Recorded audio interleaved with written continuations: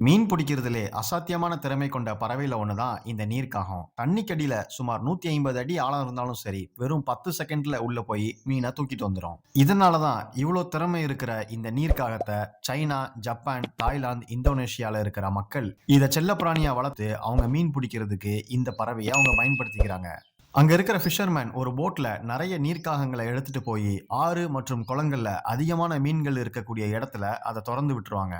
அதுக்கப்புறம் அந்த நீர்க்காகம் தண்ணிக்கடியில போய் பயங்கரமா நீச்சல் அடிச்சு ஒரு பெரிய மீனை பிடிச்சு கொண்டு வந்து இவங்க கிட்ட கொடுக்கும். இதுக்கு சன்மானமா அந்த ஃபிஷர்மேன் இந்த நீர்க்காகத்துக்கு ஒரே ஒரு குட்டி மீனை மட்டும் எடுத்து கொடுப்பாங்க. அதை சாப்பிட்டுட்டு மறுபடியும் அது தண்ணிக்குள்ள மீன் பிடிக்க போயிரும். இப்போ உங்களுக்குள்ள ஒரு கேள்வி வரலாம், இந்த நீர்க்காகம் முதல்ல பிடிச்ச பெரிய மீனையே அது சாப்பிட்டுருக்கலாமே, எதுக்காக அந்த ஃபிஷர்மேன் கொடுக்கிற சின்ன மீனுக்காக இவ்வளவு வேலையா பாக்குதுன்னு? இதுக்கான காரணம், அங்க இருக்கிற ஃபிஷர்மேன் இந்த பறவையை தண்ணிக்குள்ள விடுறதுக்கு முன்னாடி இதோட கழுத்துல ஒரு கயிறை வச்சு இறுக்கமா கட்டிடுவாங்க. அந்த நீர்க்காகத்தால மூச்சு மட்டும்தான் விட முடியும். எவ்வளவு குட்டியான மீன் பிடிச்சாலும் அதோட தொண்டைக்குள்ள அது இறங்காது. சில நேரங்கள்ல இந்த நீர்க்காகம் வேற எங்கேயாவது திசை மாறி தொலைஞ்சு போயிடுச்சுன்னா கடைசி வரைக்கும் அந்த நீர்க்காகத்தால சாப்பிட முடியாம அது இறந்தே போயிடும்.